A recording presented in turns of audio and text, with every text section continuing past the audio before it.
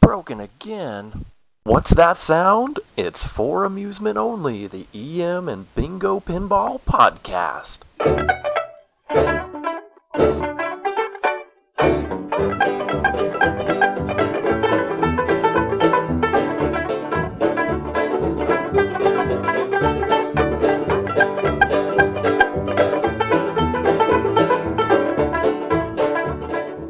A tip of my bowler hat to you, as I've not had the pleasure of interacting with you, dear listeners, for roughly 108 episodes. In case you've forgotten, I am fake Nick Baldridge, and much like the real Nick Baldridge, I fancy an occasional pause.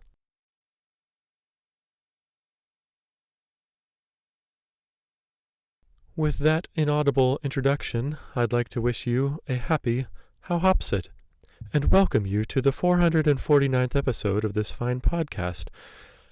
I must admit, after so much time has passed since my prior time with you, I needed to unearth my mechanical phonographic recording device, replace its aging articulated scriber, and dust off its sizable conical receiver. But it's all worth it for the single-sided conversation I'm about to share with you. You've probably grown accustomed to the real Nick Baldridge focusing on more modern pinball machines like the electromechanical bingo machines and other sorts of electrified pre-flipper pen games. However, I'll not be discussing anything so contemporary. Nay, we'll be enjoying a glimpse back into the formative days of true pinball before the advent of such things as a ball. Join me, won't you?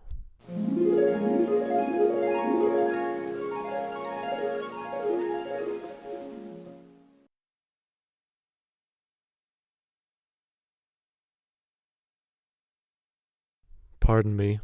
I got lost in my pensive pause for a moment. Where were we?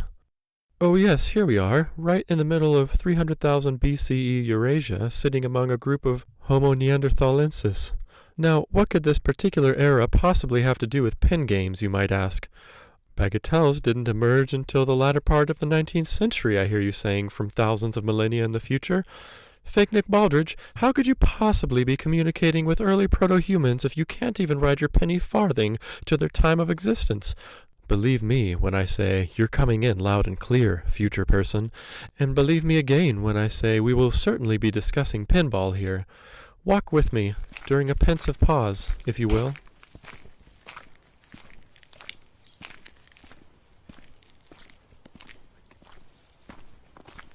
All right, enough of the pensivity. We've just rounded the back of Grog's cave, and you can observe a jaunty activity he's involved in with 3 other companions. There is a 5th person on the sidelines, but their score rock only has room enough for 4 sets of tally marks. Beside the point, really. Let's focus on the recreation exercise at hand. As you can plainly see, they have found a boulder with a bit of a slope on the back of it. Grog's associate, Bull, is taking his turn, hefting a river rock up the gradual slope and enjoying its predictable descent.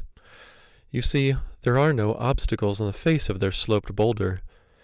Just before you showed up, the odd man out, Pin, suggested placing an obstruction or 2 on the field of play. However, the 3rd and 4th players, named Established Industry and Fearful Public, respectively, swiped them away in a fit of rage, bellowing at poor Pin, causing him to sink into a sullen yet pensive Paleolithic pause.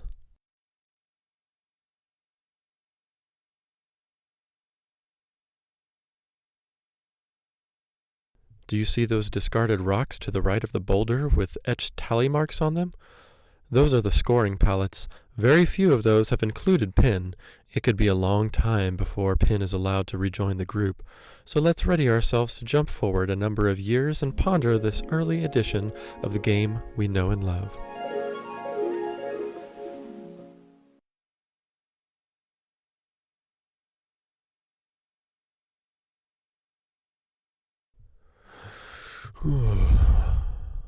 I appreciate your patience there.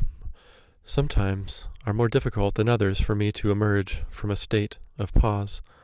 Nevertheless, now that we've rejoined the present, it's time for your old friend and erstwhile companion, Fake Nick Baldridge, to bid you a tender adieu. You may direct any paleo pinball ponderings to foramusementonlypodcast@gmail.com or via the Phonosaurus at 724-BINGOS1. That's 724-OLDTIMEY. You can listen to us on iTunes, Stitcher, Pocket Cast, via RSS, on Facebook, or you may view our word picture haikus on Twitter at Bingo Podcast. Or if you'd like to experience the same exact word picture haikus another time over, you might also follow Bingo Podcast on Instacyanotype.